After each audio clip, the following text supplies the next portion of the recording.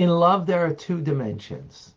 There's a love that I can develop myself by an awareness of my beloved. When I contemplate, meditate upon Hashem, God, and the realness of God, the Creator, how my prayers are precious to Him. Just to think about that. My connection, my mitzvah is precious to Him. To meditate upon that. So it will produce a love that is what's called avas elam, a love that is of the world. What does it mean of the world? Because the way of the world is you use your mind to feed your heart. You bring the awareness of the mind into the heart. So you bring an awareness of Hashem that will bring a love. And then there's avaraba, which is something that's gifted from above. It's a great love that we don't achieve it. We're gifted that love. We're gifted that love. So two different types of love. The gifted, the one that we, so to speak, produce through awareness of the mind, bringing it to the heart. The truth is, they can come together as one. What does that mean? Well,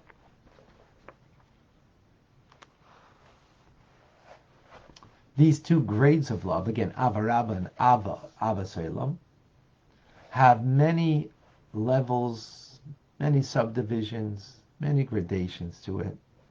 Each person according to their capacity of understanding that will bring from that understanding and awareness to a different level of love. As the Zohar says, that Noida V'Sharon Baila, what we say in the Eishes Chayil Friday night hymn, that her husband is known in the gates. So, husband here meaning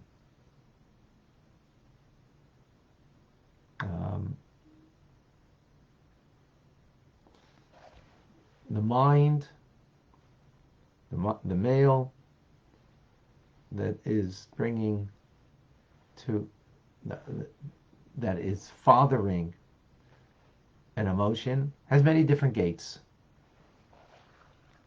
That's why when it comes to the love and awe / reverence, fear, it's called the secrets that are known to God Himself, as opposed to the fulfillment of Torah mitzvahs in actual deed. That's called what's revealed. It's not a secret to us and to our children. They're found equally in all of us. So, for example, the tefillin that I put on and Moses put on, the act of putting them on, there's no difference. It's all the same.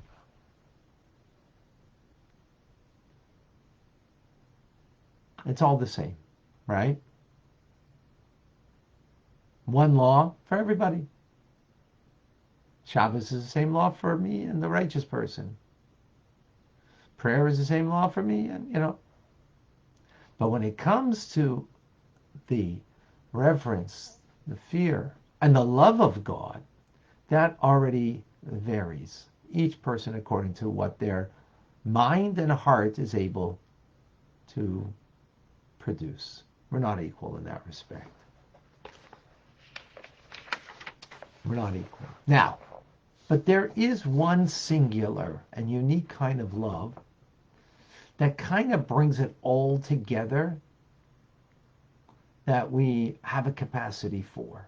No matter what the distinction, distinction there is in the mind and the heart of all of us, because it brings together the two qualities of avarabba and avaselam, the great love that is a gift, and that which the love that we produce by our own awareness. And we all have it. Well, being that the Jewish soul is an inheritance. It's an inheritance from our patriarchs, right? Meaning we're gifted it. Not something I produced. My soul.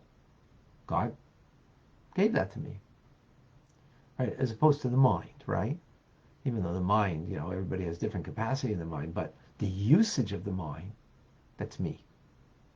How well I use my mind to focus on something, that's up to me. But the soul that I have, it's not up to me. That's an inheritance. Now, with that, let us understand the Zohar. The Zohar says, on a verse in Isaiah, Nafshi avisich balayla. My soul, I desire you at night. What does that mean? What does it mean? What do you mean I desire you at night? Night is a time of darkness. Night is a time where there's, shall we say, maybe a feeling of disconnect, right? You don't see. So what it means is as follows. The Zohar explains. One should love God with the love of the soul and the spirit. Meaning, how much do you love life? How much does your body love life? Forget about how much? Well, so much. Infinitely so much, right? So this is what it means. My soul, I desire you, God. Since, God, you are my true soul. That's why I desire you. I long and learn for you like a person who craves for life. Imagine, you're exhausted. You're weak.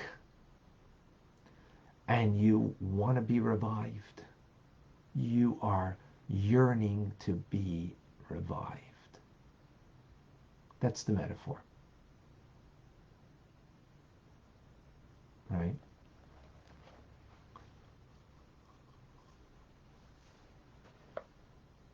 When you go to sleep and you wake up and you got life.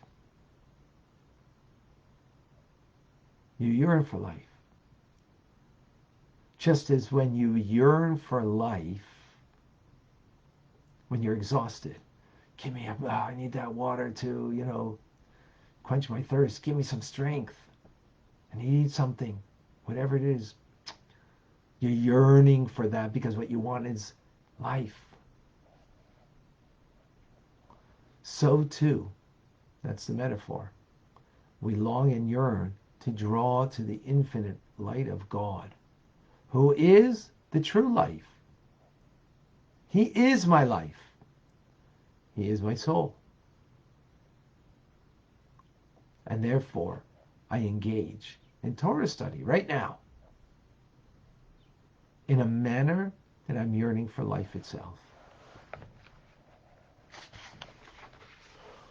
That's what the Zohar says. That just as the yearning that you have for life itself, that you exert yourself to have life, right? You do whatever you can. Imagine you're in the desert and all of a sudden you see a pond of water, right?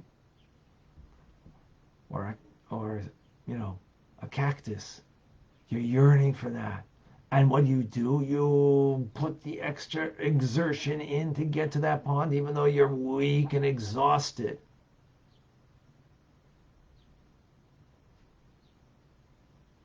So my soul, I desire you because of the innate love that my soul has, and I realize that you are that pond of water. You are that source of life.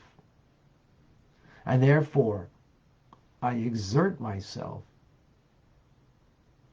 to connect to the source of life by exerting myself in learning more, doing the mitzvah with that kind of deep devotion connection. God is my very life. And then when I'm exhausted, that's the metaphor of exhausted, right? Because when you are full and satiated, you're not yearning. You're satisfied. You're satisfied. So take a moment and just think that before we start learning Tanya together, that what I'm learning is giving me life because I am connecting to the source of life, God Almighty. And I yearn for that as an exhausted person is yearning for life. So the Torah that I'm learning, I yearn for that learning to have life itself, as God is my life. Through that Torah teaching, through that mitzvah that I fulfill. Very powerful idea.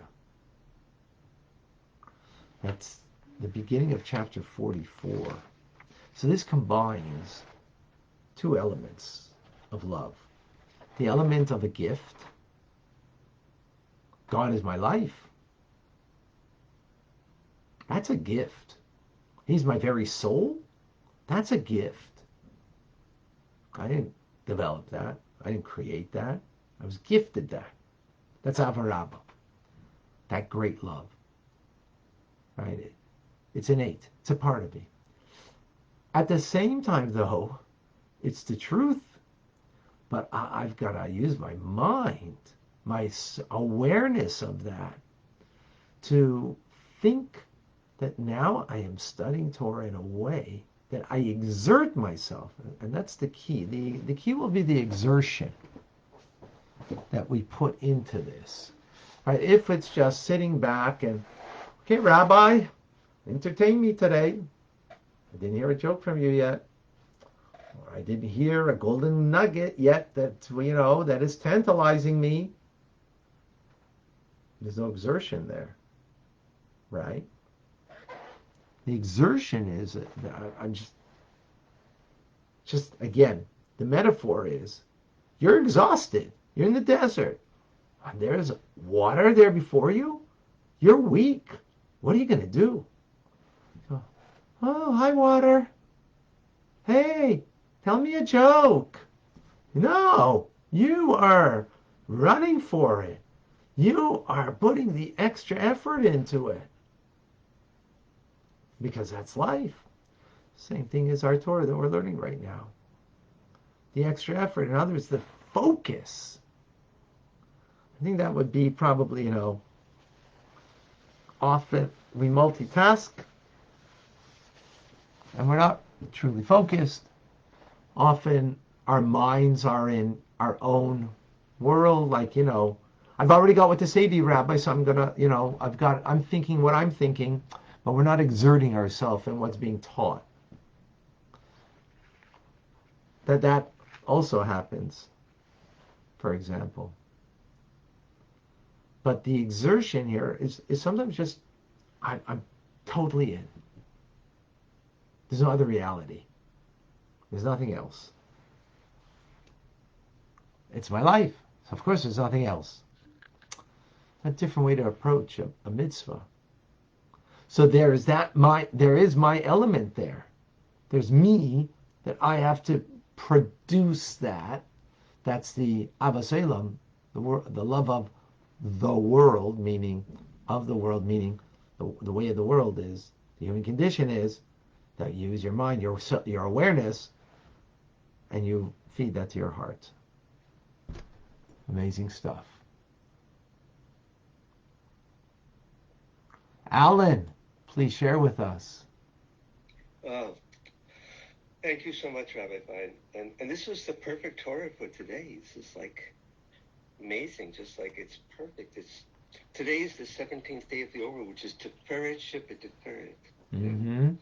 Yep. And this is perfect Torah because, as you said before, from Eshes Chayo, the husband is known in the gates, which is the Zeir Anpin, which is the spheres from Chesed down to Yesod, the center of those, that grouping, that Partsuf is Tiferet itself, Yeah. which is part of the whole thing, heart, so Ahava is Yeah. right there, and bringing together these two different types of Ahava, the Ahava Rabbah and the worldly Ahava, is you get there because Ahava, the gematria, when you add up the numbers associated with letters, it comes out to 13, which is the same gematria as 1. Yeah. So all these things come together. Both of these types of ahava come together because that's what ahava does, is it unites. Yeah. Very good. Thank you. Beautiful, beautiful. Thank you. So I before I lose over here, Davida has a question. What happens if you start with trying to respect someone but feel resentment to that because it's not someone that you love? Mm-hmm, mm-hmm. Yeah, what we spoke about previously. Um,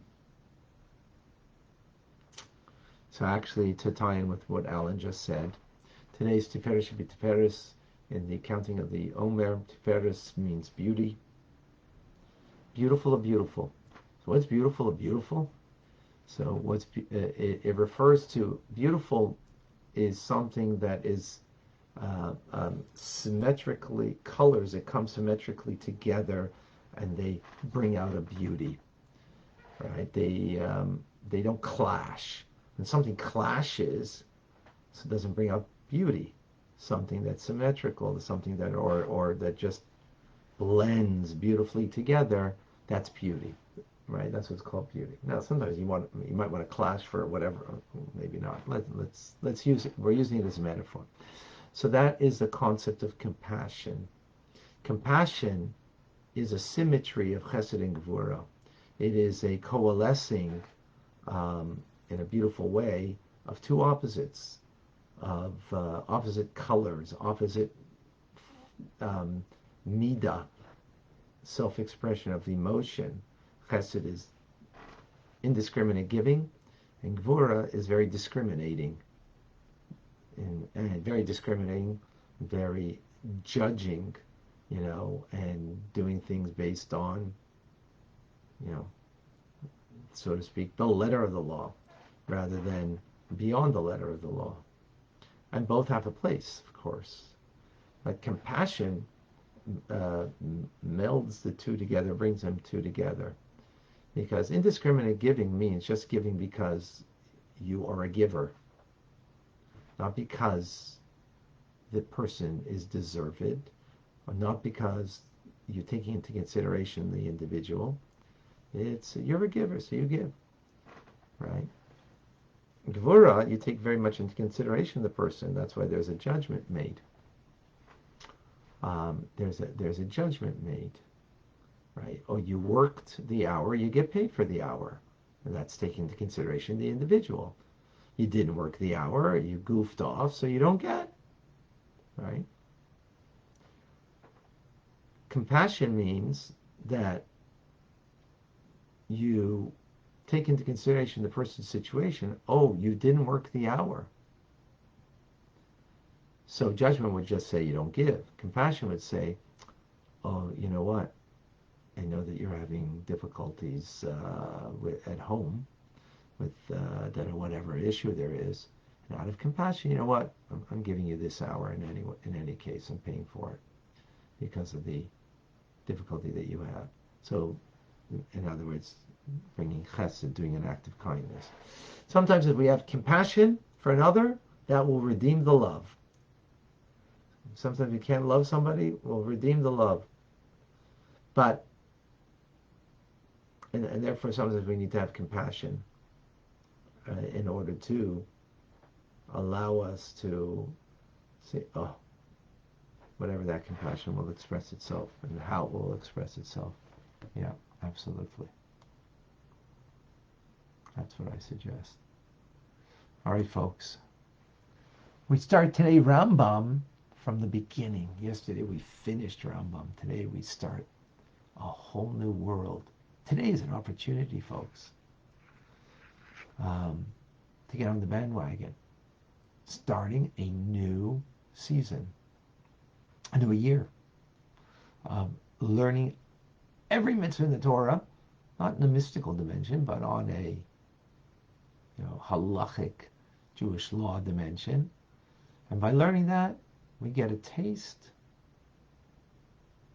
of every mitzvah, and we bring healing. 248 positive commandments, 248 organs of the body. We bring healing to in our entire body through the study of Rambam. It takes away the machla, the ailment. And we all suffer from something, at some point at least. Rambam helps with that.